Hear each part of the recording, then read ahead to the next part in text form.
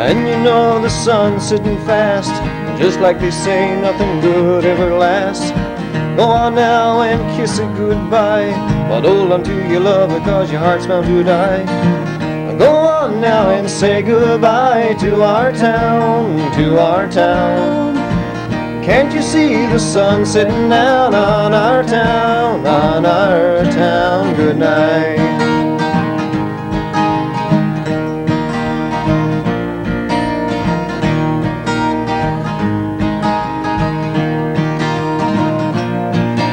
Now I sit on the porch, watch lightning bugs fly. I can't see too good, I got tears in my eyes. I'm leaving tomorrow, but I don't want to go. I love you, my town, you'll always live in my soul. And you know the sun's sitting fast, and just like they say, nothing good ever lasts. Go on now and kiss it goodbye, but hold on to your love because your heart's bound to die. Go on now and say goodbye to our town, to our town. Can't you see the sun sitting down on our town, on our town? Good night.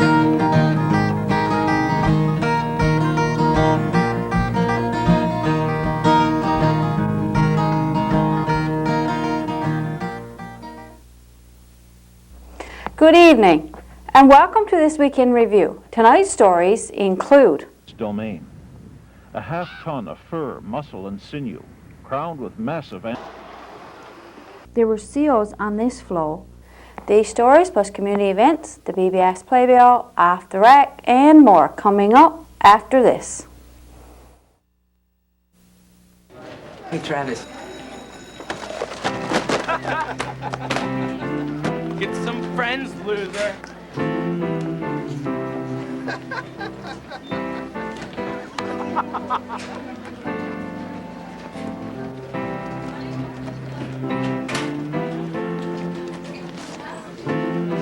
Bro, you all right, man?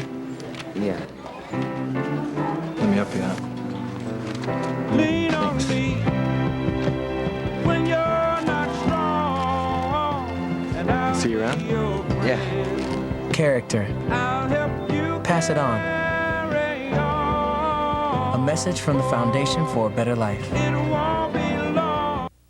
By now, most residents have received their big game license applications. Almost in its bearing, a giant of a beast, it towers majestically over all other creatures in its domain.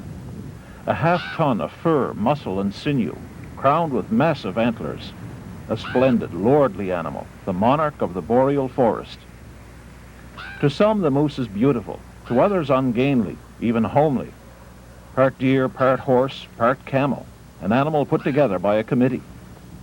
Whatever your personal feelings about the moose, few can meet one in the autumn woods without experiencing a rush of excitement, a sense of awe. It is an impressive animal. In Newfoundland, it's a different story. The woods are full of them. Thousands upon thousands of moose wherever you go. In the forest, on the bogs and barrens, wherever there's wild country, there's moose. In winter, they yard together in the deep forest. In spring and summer, they fan out to more open country.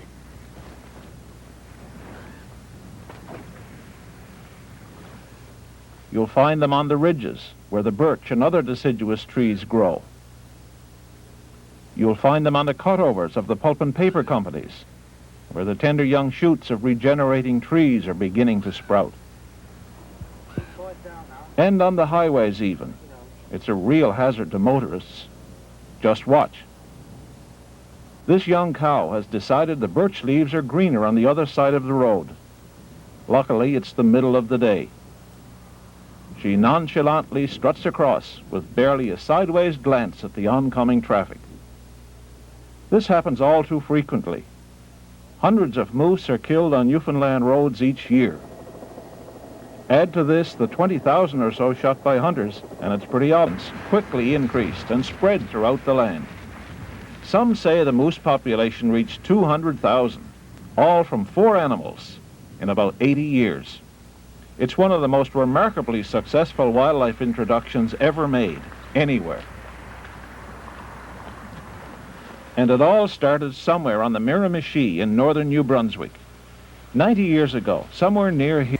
On Saturday, March the 20th, we received a call from Cyril Sims telling us that he had a visitor in his yard.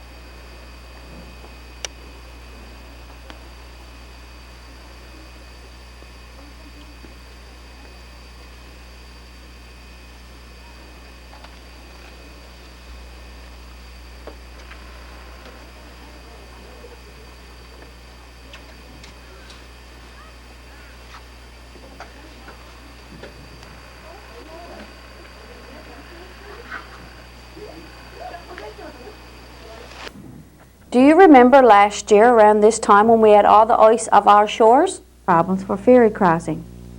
Cornerbrook is also experiencing problems with ice in their bay.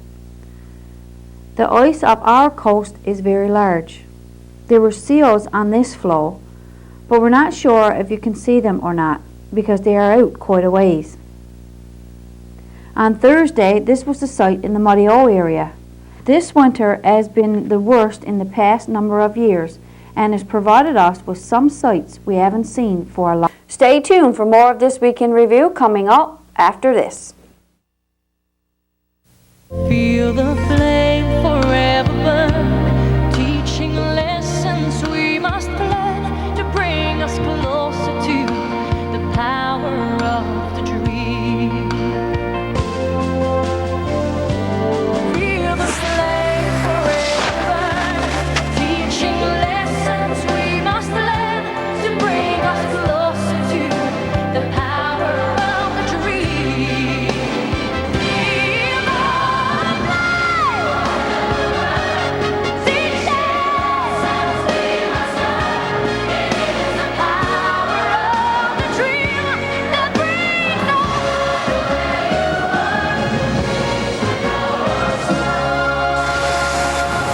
to realize the power of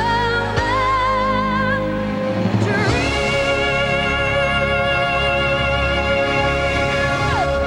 On Friday of this week, Mayor Ann dropped by our studio to do an interview with one of the engineers at the water treatment plant.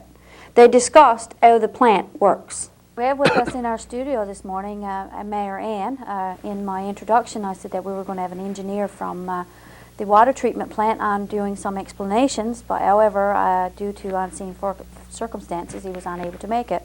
So Mayor Ann has agreed to explain the best he can about our water treatment plant.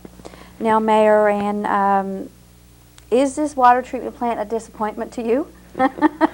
Well, start off with Marie. As far as the expert part, I'm certainly not that. And I tried to get Mr. Josh Dupro to come in today. He's very busy. He's taking off for Montreal. At this time, he doesn't feel it will be appropriate for him to come on. Okay. And no doubt, sometimes we got to size up the thing, the level that Josh speaks at, the technical side of it. Most of us can't grasp it anyway, Sure. so I guess whatever I do say, it'll be said at the layman's terms, and if I can understand it, what I'll be saying, then most people will be able to understand as well. Okay. The question of disappointment, yes, I really am disappointed. It's over 3 years now we've been counting on this, and yes, I was really disappointed. I think the people of Burgeo should be disappointed, We've went through the frustrating part of the delays, and now frustration has went to disappointment. However, having said that, you know, we did hold a meeting on Wednesday, which all the parties were represented, the provincial government, Atlantic Engineering, Brooks, the town. We were all there. And well, we still got to be optimistic that that this thing is going to come and work out. Well, it is a new project, and it's like Deputy Mayor Reid said in his council report last week, we're going to have little bumps in the road. One of those little bumps in the road is the color of the water and the bubbles in the water. I think he already explained it, but if you would be so kind. Well, the old thing is, you know, is and the more it gets explained, I guess the better you understand it. The old thing is that the system in Burjo, you know, the engineers, they designed the system. Durapros put it together. The thing that they didn't expect, the problem that they've run up against is this, that as you know, our system in Burjo is a gravity system. Ordinarily, well, just for simplicity, I'll say we got 40 pounds of pressure around town. Now, they didn't want to lose, when they designed it, they didn't want to lose the advantage that having a gravity system gives you. In other words, you know, the water's coming to town, it's just flowing through a pipe, so therefore no energy is required to bring it to town. If you got to bring that down to a zero pressure, well, then you would have to pump it back up to 40 pounds. So, you know, that requires pumps. Pumps require energy. So trying to design a system that was cost efficient to operate, of course, they wanted to take advantage of the gravity flow. So they said, you know, you might have to boost it by 10 pounds. So you got to jump the water from 40 pound to 50 pound. It's only 10 pound. But if you brought it down, let's say you went and put the water treatment plant in at the dam. No, I'm wrong there. If you had put a big tank somewhere, then you would let it come into there. Then it would have come to zero pressure, atmospheric pressure. Then you would have had to boost it up from 50. So you would have had to went from 0 to 50, whereas now you only got to bring it, say, from 40 to 50 pounds. Okay. So you can see there, you know, it's not the biggest spread you got to bring it. So that's what the people were counting on and taking advantage of the gravity flow system. However, where the bug came is when they had to inject the ozone. Of course, now you had to go above the pressure of what the water was itself. So, you know, what you got is something going in under pressure, and it can only come out after it's brought out into the free atmosphere. Okay. And it's just like your bottle of champagne, your bottle of Pepsi, or whatever. Okay. When you open it, when you take it and you look at it and the stopper is still on there, it looks right clear and everything is fine. But when you open that stopper, you see the bubbles coming. Okay. Exactly the same thing has happened to your water. When it comes out of your tap, now the air, the bubbles, the ozone that you forced in there, and the water's coming back to atmospheric pressure again, out comes your bubbles. Okay. And this is what's happening, and it's creating quite a problem for them, and you know, they're working on it, and of course, I guess everybody's aware of this too. If you take a bottle of real warm hot pop, and you unscrew the copper, a star, Yes, right. but if you put it in and bring it and cool it right down, you open your stopper and you don't even hear the sizz. That's right. So, of course, the bigger the problem is in the hot water. The hot water will not hold the gas, the oxygen, as good as the cold water. So therefore, you got the bigger problem on your hot water side than you got on your cold water side. Well, will that continue, like, when everything is said and done, will that continue to be the problem? Is that something we can expect to have all the time? This is the problem that's being worked on right now. Okay. You know, this old project have not been accepted. Okay. Let's look at it this way. The players in this is the Burjo Town Council, the federal government, and the provincial government. The biggest players, of course, the people with the biggest money in there, is the province and the federal government. That's right. Even though the town of Burjo's got a fair sum in there. what the final answer is going to be, you know, I really don't know. Will they have to build one of these big water towers? And then the water would go in there, and then those bubbles would come out, and then it would come to the town. If that is the case, you're probably looking at $750,000 to $1 million. This is just a guess on my part. Will they just bring the water out and just have it into a tank in there, let it come into a tank first, and then inject the ozone at atmospheric pressure?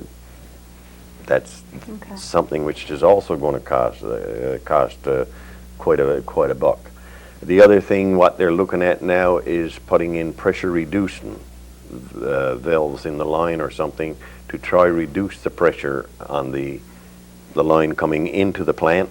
And maybe if rather than say having to inject it at 40 pounds pressure, if you only got to inject it at 20 pounds, maybe that will eliminate the air bubble problem we're having. So those are the things which they're working at right now, and as a result, I mean, the people is having to go through this business we're going through. But do we need to do that though? Because I mean, obviously, to find out whether the treatment plant is working properly, we need to have those little problems like in our households, so that you guys can actually see, well, yeah, this is a problem, this is a problem. If not, how would you? Well, this is the we big need problem. to go through it, don't we? This is it. You know, if DuraPro could go in there and do all of the tuning on this plant, test it, and not have it on the town, if this could be done, say, separate, and then all of a sudden this is, well, it's all taken care of. 10 o'clock tonight, we click the switch, and it comes on the town, and everything is perfect. That would be the ideal world. That would be perfect. But the thing is, in order to tune it and to do what they're doing, the town has got to be on. That's right. And it'll even go so far as there's a stage where it'll come that when they get it down so far, we'll have to go and run some fire hydrants so to see how the system is working under high flow conditions and so on. It's too bad we can't do that, but like you say, this is the thing, the town has got to be on in order to adjust and do what's got to be done to the water. Okay. I've also heard some residents talk about dirty water from their hot water tank, and you explained earlier how that worked. Did you want to go into that again? Well, yes, some of the dirt which is coming up, and you're also getting some, as you can see what's coming out of your tap.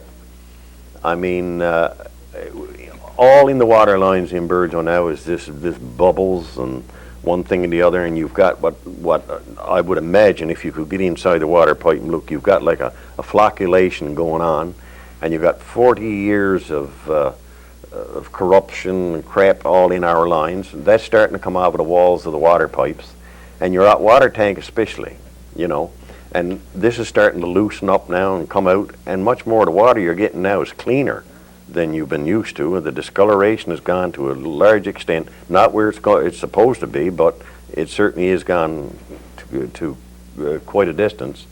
So what you've got now, you've got this coming out, and all I can suggest to the people, you know, if you've got a fairly new hot water tank, you probably haven't got a big problem. If you've got a tank that's 3, 4, or 5 years old, what I would recommend, to be quite honest with you, is that you drain your tank, turn off your switch, drain your tank, flush it several times, and if you really got a bad problem, open up your tank, pour in a couple of gallons of Javix, then fill up your tank, leave it overnight, and then next morning flush out your tank and put back on your breaker, and I think you'll find there'll be a big difference in your water tank, you know. For people who've got concerned about small children getting scalded and so on, coming out with the water flying out of their hot water tank and so on, I really would recommend that they reduce the temperature on their hot water tank, for the time being anyway, reduce it so that, you know, nobody can get scalded or anything like that. And I don't know, I know myself, I'm starting to work on a hair release valve to put on my tank, but I don't know how it's going to work yet, so therefore I won't have no more to say about that yet. But that's something to look at, you know. Okay. Did you have anything else there you would like to? Well, the other thing I will say is this, that, you know, your water is certainly I'm sure everybody can see that their water is whiter than it Yes. used to be. And and according to the engineers, they're telling us we will get there to the real crystal clear white water. So that's a good thing. There's not a big lot, Marie. I don't think. Let me see now. One of the engineers on Wednesday, Mr. Ian Osmond, he guaranteed us like twice a year, the Department of the Environment come here and they take water samples for what they call a water analysis. Now, every month we get it done by the public health with regard to bacteria, but this is water analysis. And in that we find out how many what the THMs is in our water. And this, of course, was the idea of going with the ozone and so on, because Burgeo had high THMs. Mr. Ian Osmond on Wednesday, he guaranteed that if we were to do a water analysis right now, you will find that the Burgeo water meets the Canadian water standards much, much more now than it did before this system came on. In other words, I'll say, if you had done a water analysis in January and you did a water analysis here now around the last part of March, according to him, he would almost bet his life that you would find that we're meeting the Canadian water standards much, much more than we did before this came on. So even though maybe you may think it's not looking good, and I know people are going through some rough times, and there's nobody any more disappointed than the Burgeo Town Council is, we just got to bear with it and bring this thing right until everybody comes and he says, well, we can do no more, you know. And so that's sort of the message that I'd like to get out, you know, that everything is being done that we can do, and hopefully that in the end we'll end up with a good system. I do have a little thing here that was took off the internet, and it's called, it's regarding ozonated water, and I'll just read it. I showed it to you. And what it says is, research shows drinking ozonated water helps allergies, carcinoma, cold sores, candiditis, headaches, gastritis, gum disease, mouth ulcers, increases circulation, reduces infections after dental work, helps remove free radicals, helps flu and virus infections, cleans wounds, and minor bruises. Wow. So, you know, that's just a little thing that sort of lifts you up when you're feeling real bad about your water system, you know.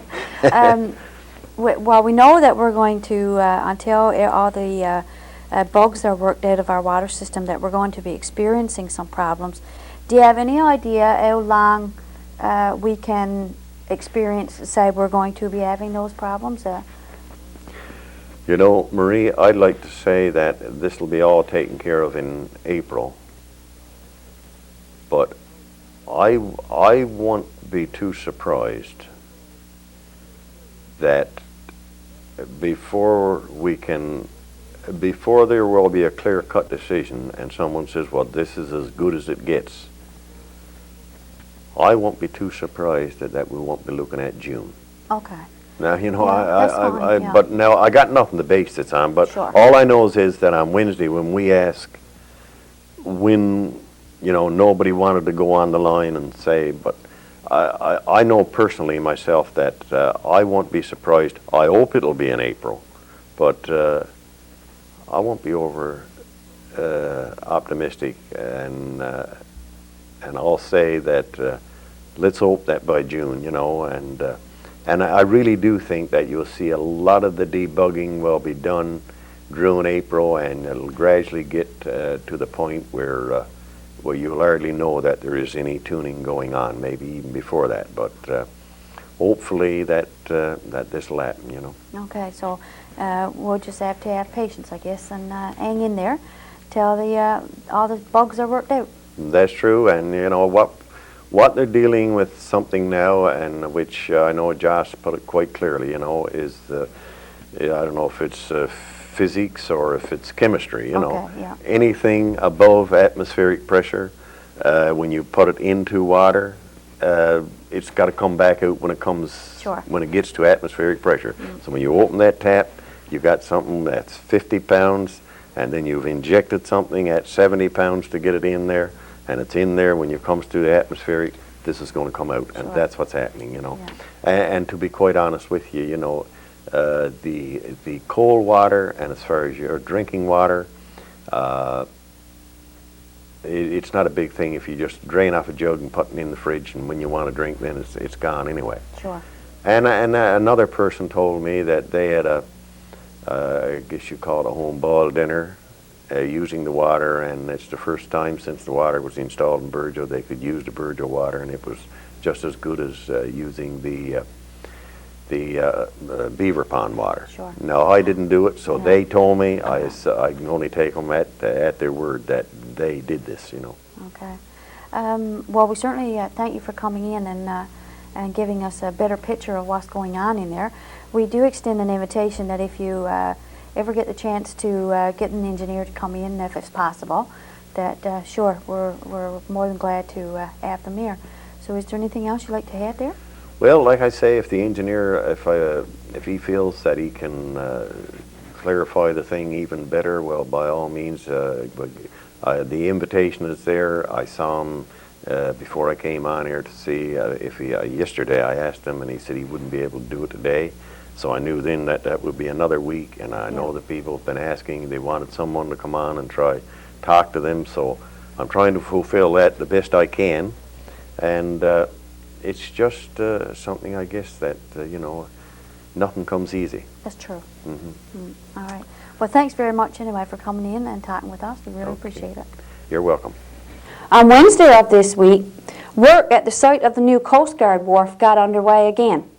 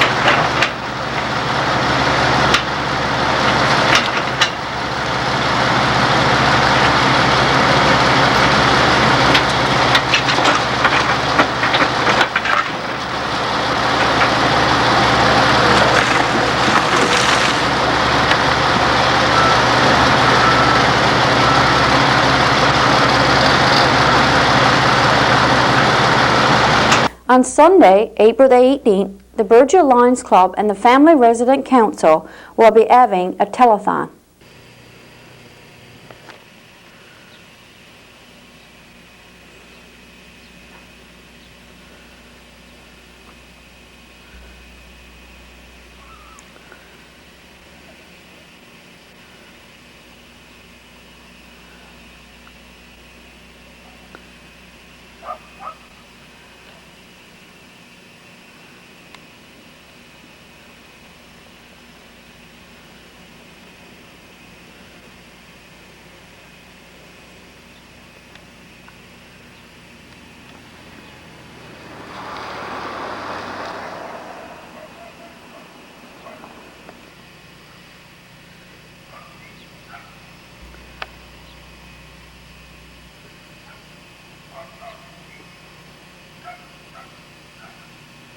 Stay with us for Off the Rack, the community events, and the BBS Playbill, all after this.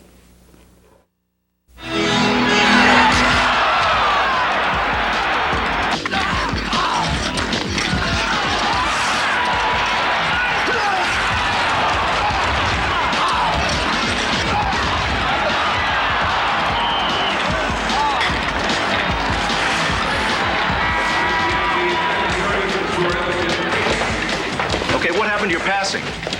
You gotta support the puck. Do I have to tell you this? And we're getting killed on the boards. Hello. This is your territory, Grimson. Do your job. Grimson.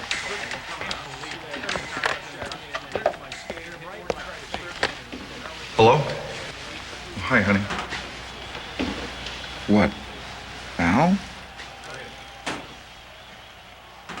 All right. The itsy bitsy spider climbed up the water spout.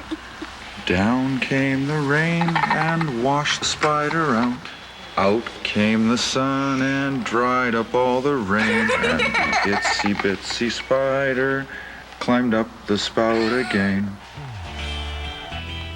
I love you, Daddy. I love you too, sweetheart.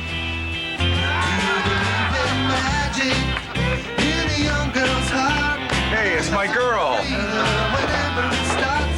know, my daughter. Love. Pass it on. A message from the Foundation for a Better Life. Off the rack. This week, as we scanned our tape rack, we came across a tape of former St. John's Central High students enjoying snow frolics.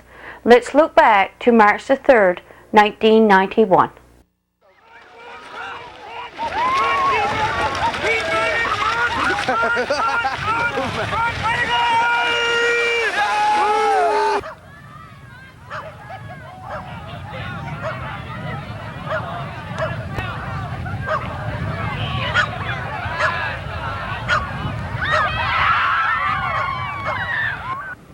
And soccer.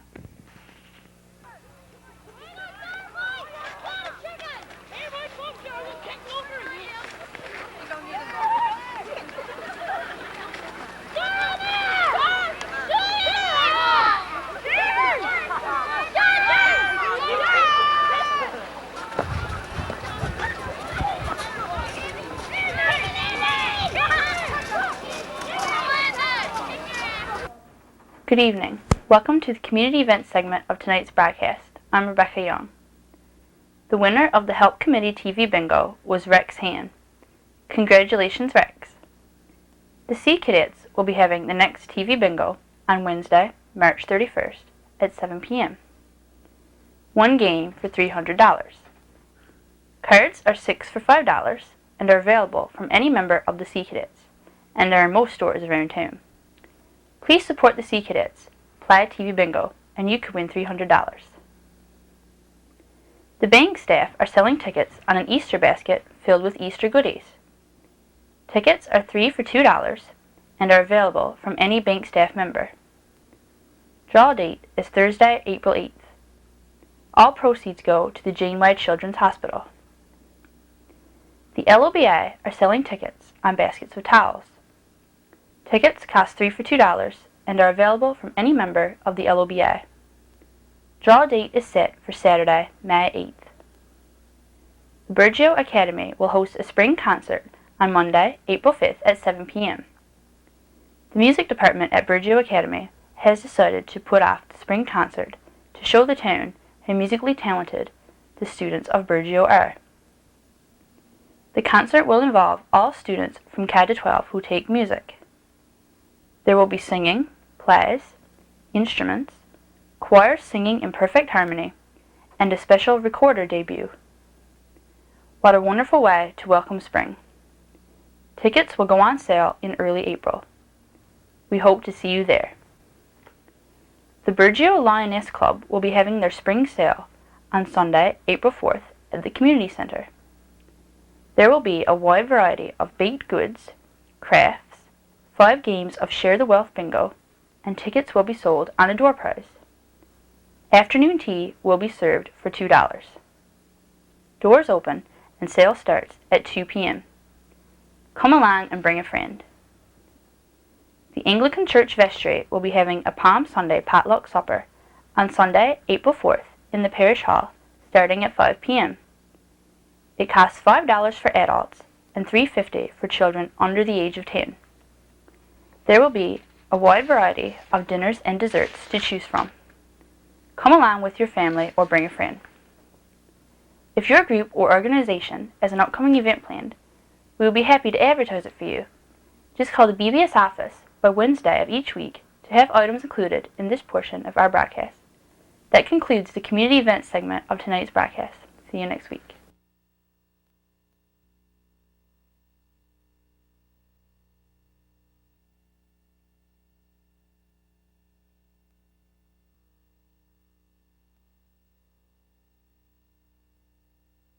at 11 a.m. on Pansy's Garden.